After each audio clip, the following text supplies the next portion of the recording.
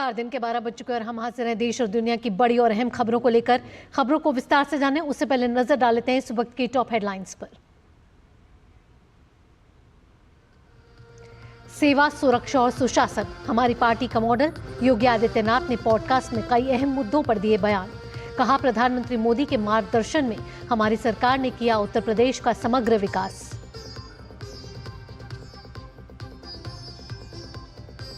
छत्तीसगढ़ में पूर्व मुख्यमंत्री भूपेश बघेल और उनके करीबियों पर करीब 20 जगह सीबीआई के छापे। कुछ आईपीएस अधिकारियों के घर पर भी रेड। महादेव सट्टा मामले में खंगाले जा रहे हैं दस्तावेज। संभल हिंसा में आरोपी सांसद जियाउर रहमान बर्क की बड़ी मुश्किलें। पूछताछ के लिए एसआईटी ने थमाया नोटिस। बर्क ने कहा, जांच में करेंगे पूरा सहयोग।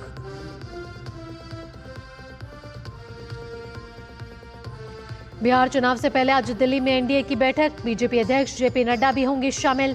कांग्रेस ने भी इंडी ब्लॉक के तहत चुनाव लड़ने का किया ऐलान।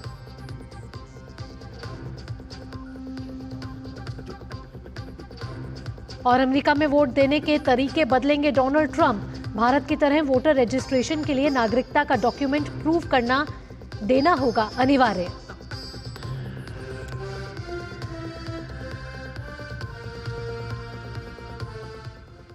और सबसे पहले इस वक्त की बड़ी खबर पर नजर डाल लेते हैं। उच्चतम न्यायालय ने इलाहाबाद उच्च न्यायालय के उस विवादास्पद आदेश पर रोक लगा दी है जिसमें कहा गया था कि किसी बच्ची के निजी अंगों को पकड़ना और उसे पुलिया के नीचे खींच कर ले जाने का प्रयास करना दुष्कर्म या उसका प्रयास करना अपराध नहीं कहा जा सकता है।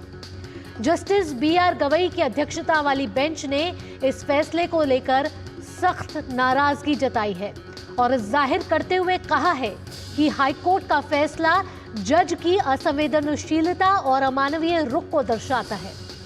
साथ ही उन्होंने यह फैसला जल्दबाजी में नहीं दिया। सुनवाई पूरी होने के बाद 4 महीने तक फैसला सुरक्षित रखने के बाद यह फैसला दिया गया है। इस फैसले में की गई टिप्पणियां कानूनी सिद्धांतों के खिलाफ हैं और अमानवीय रुख को दर्शाती हैं। इसके विवादित हिस्सों पर रोक लगाई जाती है। सुप्रीम कोर्ट ने केंद्र, उत्तर प्रदेश सरकार और हाई कोर्ट में इस मामले के पक्षकार को नोटिस जारी किया है। कोर्ट ने अटॉर्नी जनरल और सॉलिसिटर जनरल को भी इस मामले में सहयोग करने के लिए कहा है।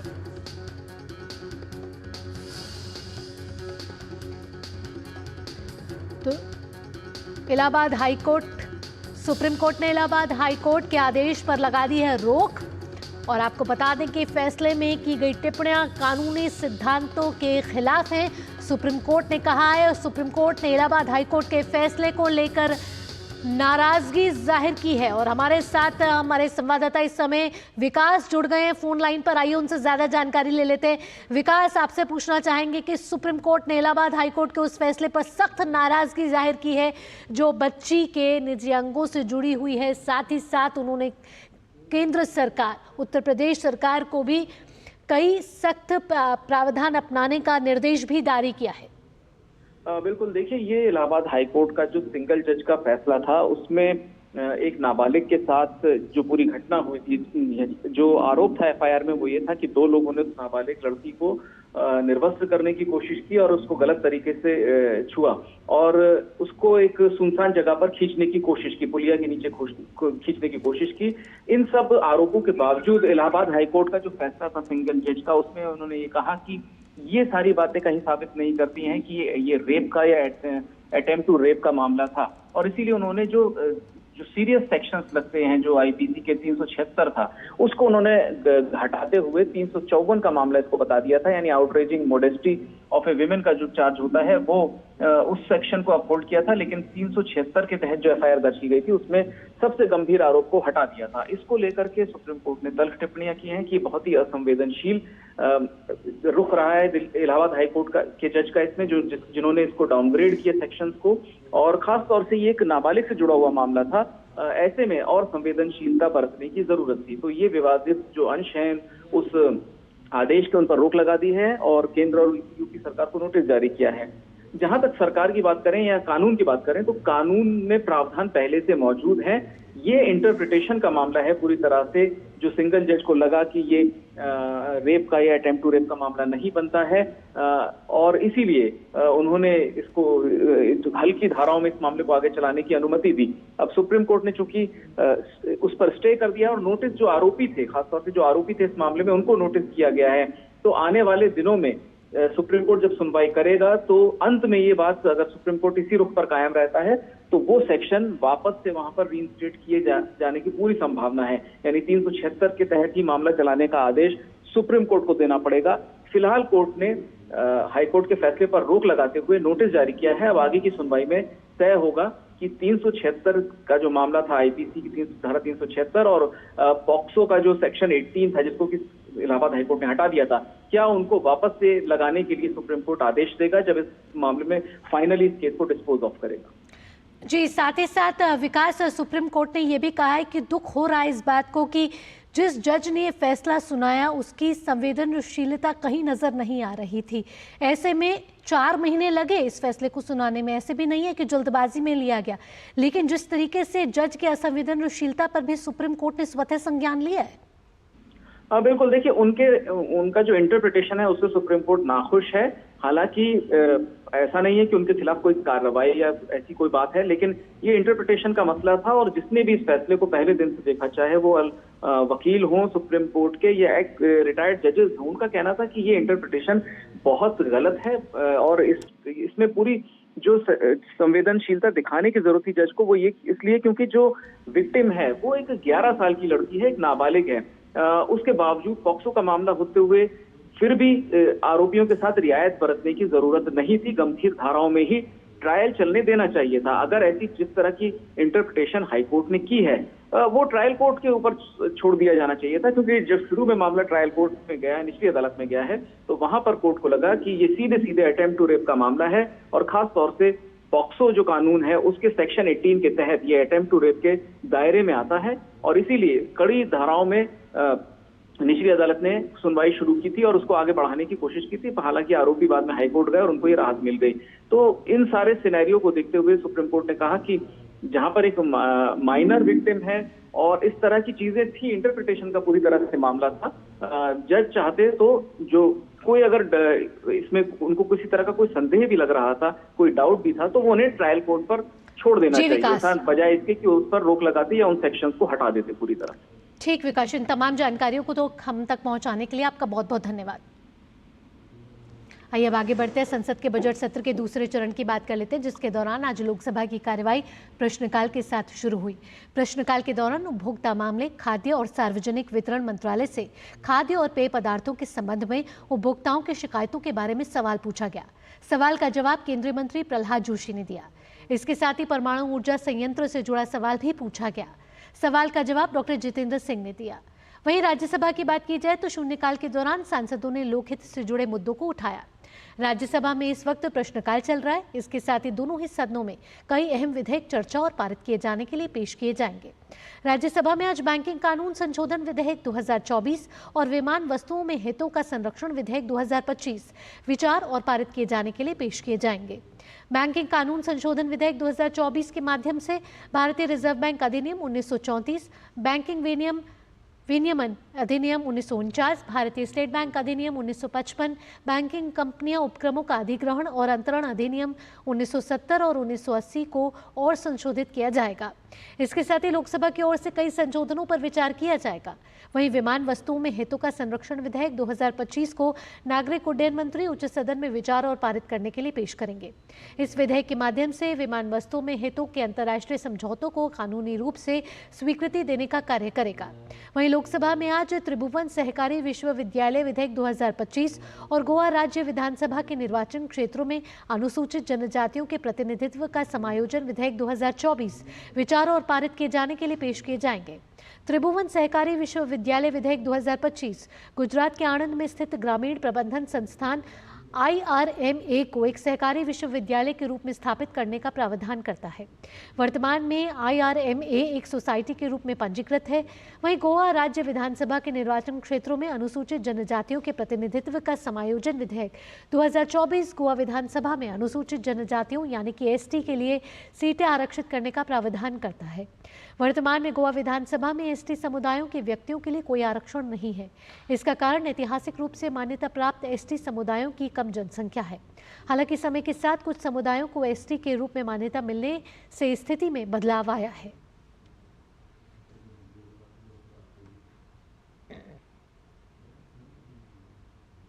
दिल्ली के लिए 1 लाख करोड़ रुपए के बजट पर दिल्ली के शिक्षा मंत्री आशीष सूद ने अपनी प्रतिक्रिया दी है।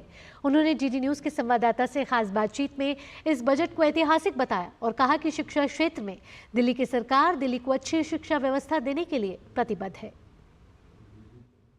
दिल्ली के बजट पर और ज्यादा बात करने के लिए हमारे साथ मौजूद हैं दिल्ली सरकार के मंत्री आशीष सूद जी। सर, किस तरह देखते हैं इस बजट को? देखिए, बजट ऐतिहासिक बजट है। 1 लाख करोड़ रुपए का बजट है। 31% की ऐतिहासिक वृद्धि है इस बजट में, जो देश के किसी भी राज्य ने एक वर्ष में नहीं की है। कैपिटल एक्सपेंडिचर पे बहुत बड़ा बूस्ट है, जिससे रोजगार में सृजन भी होगा। सर, आप एजुकेशन मिनिस्टर हैं और एजुकेशन हब खोलने की बात की, कई चीजें हैं। देखिए, वो लोग एजुकेशन का बहुत बड़ा काम कर रहे हैं, ऐसा हवा बनाते थे। हम इसमें आमूलचूल परिवर्तन करने के लिए हमने बजट में प्रावधान किए हैं, नए करिकुलम्स को लाए हैं, पैसा आवंटित किया है और उसको खर्च करके दिल्ली की जनता को अच्छी शिक्षा व्यवस्था देने के साथ साथ दिल्ली के युवा देश के लिए अच्छे नागरिक बन के हमारे स्कूलों से निकले, इसके लिए। सर, DTC की कैग की रिपोर्ट के बारे में क्या कहना चाहेंगे? देखिए, विपक्ष शोर मचा रहा है, चोर मचाए शोर। इस बात को आप हमारे तरफ से विपक्ष को बताइए। तो कहीं ना कहीं विपक्ष शोर मचा रहा है और साफ कहा है दिल्ली सरकार के मंत्री आशीष सूद ने। कैमरामैन मोंटी सिंह के साथ गिरीश निशाना, DD न्यूज, दिल्ली। बढ़ते आगे, उत्तर प्रदेश के मुख्यमंत्री योगी आदित्यनाथ ने एक निजी समाचार एजेंसी के साथ पॉडकास्ट शो में कई विषयों पर खुलकर बात की है। मुख्यमंत्री के रूप में 8 वर्ष के कार्यकाल की उपलब्धियों पर उत्तर प्रदेश के मुख्यमंत्री योगी आदित्यनाथ ने कहा कि लोकतंत्र में किसी भी सरकार के लिए सबसे बड़ी उपलब्धि जनता की संतुष्टि होनी चाहिए। साथ ही योगी आदित्यनाथ ने कहा कि प्रधानमंत्री मोदी के मार्गदर्शन और नेतृत्व में उत्तर प्रदेश का अभूतपूर्व विकास हुआ है। लोकतंत्र में किसी भी सरकार के लिए सबसे बड़ी उपलब्धि जनता जनार्दन की संतुष्टि। पिछले 8 वर्ष में हमारी सरकार ने प्रधानमंत्री मोदी जी के प्रेरणादायी मार्गदर्शन में जनता जनार्दन की सफलता के समर्थन को मैं सरकार की उपलब्धि मानता हूं। किसी भी क्षेत्र में आप देखेंगे, वह एग्रीकल्चर का हो, युवाओं से संबंधित हो, इंफ्रास्ट्रक्चर का हो, इन्वेस्टमेंट का हो, लॉ एंड ऑर्डर का हो, टूरिज्म का हो, या फिर जो प्रधानमंत्री जी जिस बात को लेके कहते हैं विरासत और विकास के बेहतर समन्वय का, तो उसका सबसे जीवंत और मूर्त मान कोई एक साक्ष्य हो सकता है तो देश के अंदर उत्तर प्रदेश उसका एक सबसे महत्वपूर्ण उदाहरण हो सकता है। रुक रहे एक छोटे से ब्रेक के लिए, जल्द हाजिर होते हैं।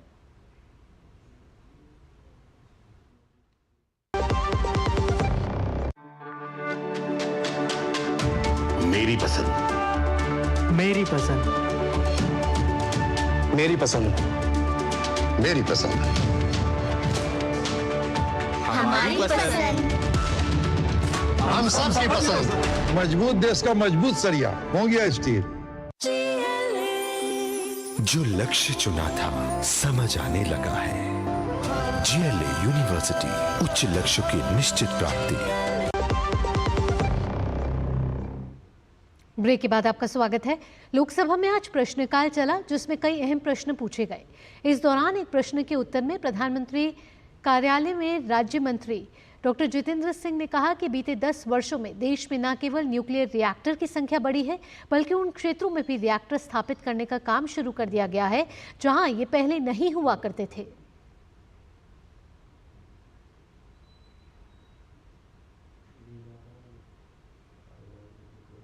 गत 10 वर्षों में प्रधानमंत्री मोदी जी के व्यक्तिगत रुचि और हस्तक्षेप से न केवल रिएक्टर्स की संख्या बढ़ी है, बल्कि उन क्षेत्रों में जहां पहले नहीं हुआ करते थे वहां पर भी इनका स्थापित करने का क्रम शुरू हुआ है।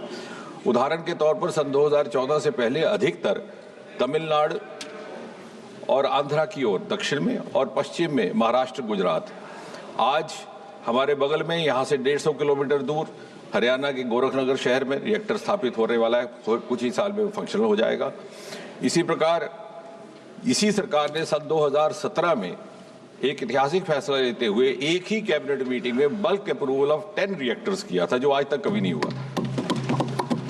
और उसी स्पिरिट और उसी भावना और उसी क्रम को जारी रखते हुए अभी हाल ही के बजट में आपने देखा कि इसका और विस्तार करने हेतु न्यूक्लियर मिशन की घोषणा की गई है, जिसमें अलग से राशि भी निर्धारित कर दी गई। संभल हिंसा का मामला एक बार फिर सुर्खियों में है। इसकी एक वजह खुद यहाँ के सांसद भी हैं। समाजवादी पार्टी के सांसद जियाउर रहमान बर्क पर कई तरह के आरोप लगे हैं। उनमें से एक संभल में हुई हिंसा भी है। हिंसा की जांच कर रही एसआईटी ने बर्क से पूछताछ के लिए पहले उनके संभल और फिर दिल्ली स्थित आवास पर नोटिस दिया, लेकिन दोनों ही जगह कोई नहीं मिला। फिर देर रात सांसद बर्क का बयान आया कि उन्हें धारा 35 क्लॉज 3 के तहत दिया गया नोटिस मिल गया है। बर्क ने कहा कि पुलिस को जांच के दौरान पूरा सहयोग करेंगे। यहां आपको ये भी बता दें कि सांसद बर्क हिंसा में गिरफ्तारी को लेकर हाईकोर्ट के स्टे पर हैं। अहम बात यह है कि यहां विधायक इकबाल महमूद के बेटे सुहेल इकबाल भी नामजद हैं। जांच के बाद हिंसा से जुड़े मामले में 23 मार्च को जामा मस्जिद के सदर प्रमुख जफर अली की गिरफ्तारी हुई है।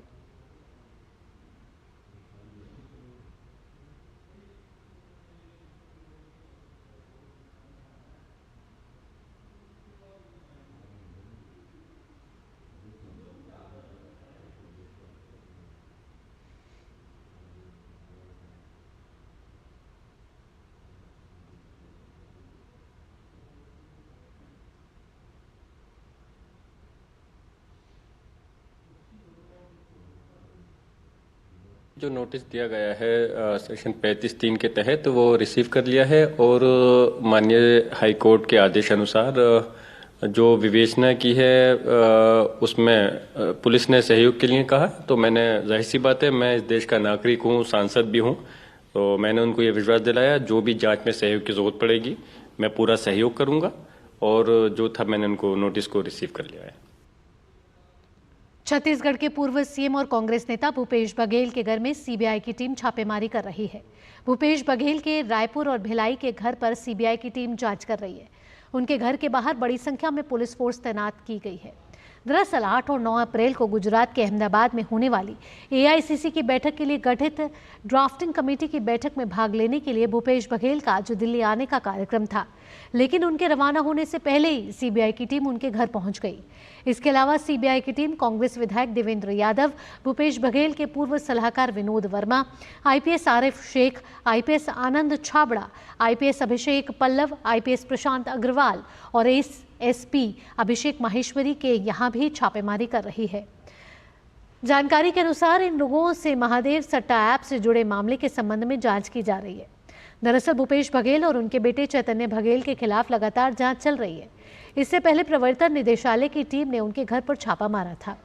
ईडी की कार्रवाई के दौरान कांग्रेस नेताओं ने बघेल के घर के बाहर जमा होकर विरोध भी किया था।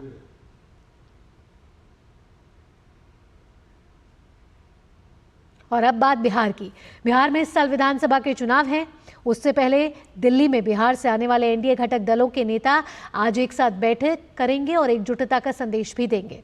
बिहार बीजेपी के पूर्व अध्यक्ष और लोकसभा में पार्टी के चीफ व्हिप संजय जायसवाल के घर ये बैठक होनी है।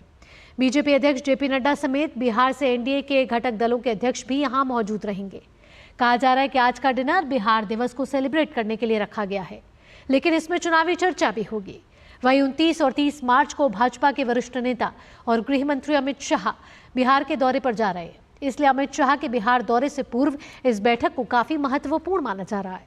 अमित शाह अपने बिहार दौरे में गोपालगंज में रैली करेंगे, साथ ही पटना में एनडीए के सभी सहयोगी दलों के नेताओं के साथ बैठक भी करेंगे।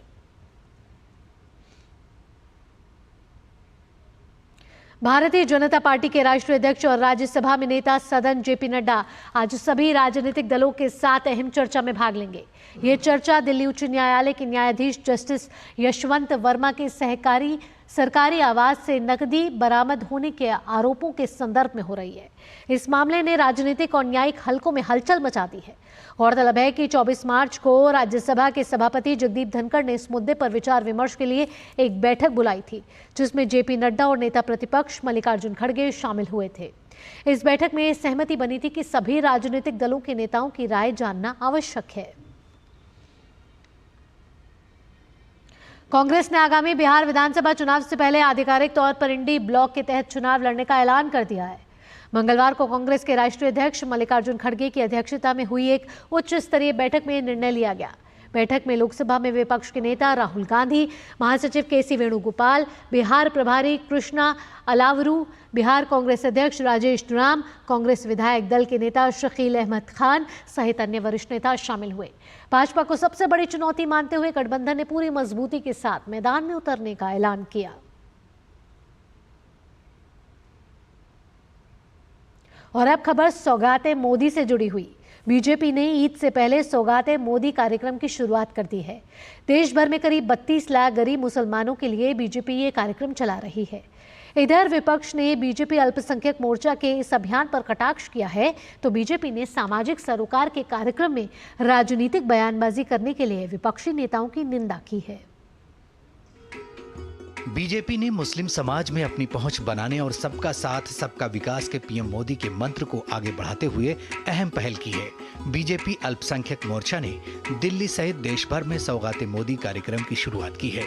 बीजेपी ने दिल्ली से इस कार्यक्रम की शुरुआत की। इसके तहत देश भर के गरीब मुसलमानों को ईद के मौके पर सौगाते मोदी यानी मोदी किट दी जाएगी। किट में सेवइयां, आटा, खजूर, ड्राई फ्रूट्स और चीनी जैसे खाने के सामान के साथ कपड़े भी होंगे।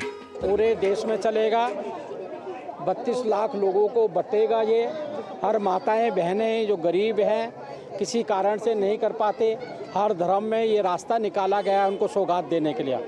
हमने देश भर के जो हमारे 32,000 पदाधिकारी हैं, वो राष्ट्रीय स्तर के हैं, प्रदेश स्तर के हैं, जिला स्तर के, मंडल स्तर के हैं, उनको हमने इस योजना में लगाया है और हम सब जाएंगे। एक पदाधिकारी हमारे 100 भाई बहनों तक पहुंचेगा और उन तक सौगाते मोदी का किट देगा। देश भर में 32 लाख गरीब मुसलमानों को ईद के मौके पर सौगाते मोदी दी जाएगी। मुस्लिम धर्मगुरु भी इस पहल का स्वागत कर रहे हैं। सौगाते मोदी किट है, ये पूरी तरीके से एक मोहब्बत की दीवार हिंदू और मुसलमानों में उठाने की बात हो रही है। मैं मोदी जी को बाकायदा इस काम के लिए ऑल इंडिया शिया फसला बोर्ड के हवाले से बधाई देता हूँ। कि हम विपक्ष की चिकनी चुपड़ी बातों में ना आए, उनके डराने में ना आए, और जो हमारे उलमा हमें बीजेपी से डराने का काम करते हैं, हमें आरएसएस से डराने का काम करते हैं, उनके डराने में ना आए और बीजेपी को भी आजमा कर देखें। इस पहल को लेकर लाभार्थियों में खुशी का माहौल है। जब सामान मिलता है, पहली दफा मिला है जी, बहुत अच्छा लगा। रमजान के टाइम में मोदी सरकार ने दिया है, मोदी जी का बहुत बहुत धन्यवाद कहना चाहेंगे हम सब। वो हमारे लिए कर रहे तो इससे अच्छी बात नहीं, हमारी बहुत मदद हो जाएगी इनसे। मोदी सर जो भी कर रहे हैं हमारे लिए अच्छा ही है। हालांकि विपक्ष ने इस कार्यक्रम को लेकर कटाक्ष किया है। समाजवादियों का हमेशा ये पक्ष रहा है कि सभी त्योहार मनाने चाहिए, किसी भी धर्म के हों। खुशी की बात है कि भारतीय जनता पार्टी अब मनाने लगी है बड़े पैमाने पर, और भारतीय जनता पार्टी वो दल है, उसे अगर एक वोट मिल रहा हो कुछ करने से, तो वो तुरंत परफॉर्म कर देंगे वो चीज। प्रधानमंत्री जी मुसलमान को सुरक्षा दें, प्रधानमंत्री जी मुसलमान को सम्मान दें, प्रधानमंत्री जी मुसलमान को शिक्षा दें, प्रधानमंत्री जी मुसलमान को रोजगार दें। इस सौगात को प्रधानमंत्री जी देने का काम करेंगे, तो हम पहले आदमी होंगे जो उनका स्वागत करने का काम करेंगे। बीजेपी अब सौगाते मोदी जैसे कार्यक्रमों के जरिए मुस्लिम समाज में पैठ बनाने का प्रयास कर रही है। गौरतलब है कि मोदी सरकार की तमाम कल्याणकारी योजनाओं का खूब फायदा भी देश के मुस्लिम सहित बाकी अल्पसंख्यक वर्ग को मिला है।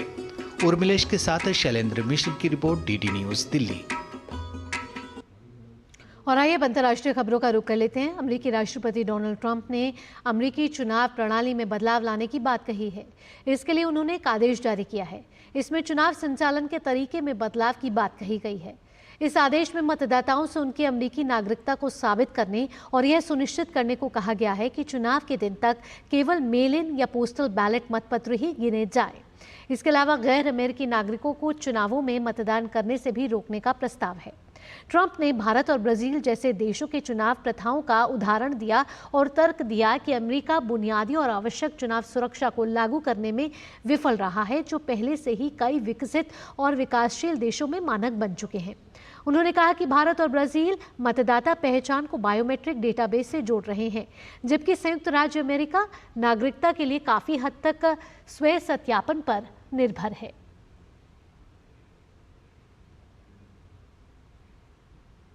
जॉर्डन के अम्मान में एशियाई चैंपियनशिप के 87 किलोग्राम ग्रीको रोमन कुश्ती मुकाबले में भारतीय पहलवान सुनील कुमार ने चीन के जियाक्सिन हुआंग को हराकर कांस्य पदक जीता। इससे पहले सुनील ने क्वार्टर फाइनल में तजाकिस्तान के सुखरोब अब्दुल खाएव को 10-1 से हराया था। वहीं भारत के सागर ठाकरान ने 77 किलोग्राम वर्ग के क्वालिफाइंग मुकाबले में जीत हासिल की, लेकिन वे क्वार्टर फाइनल में जॉर्डन के अमरो साधे से 10-0 से हार गए। इसके साथ ही इस बुलेटिन में इतना ही। देश और दुनिया की बाकी अहम खबरों के लिए आप जुड़े रहिए डीडी न्यूज़ के साथ। मुझे दीजिए अनुमति। नमस्कार।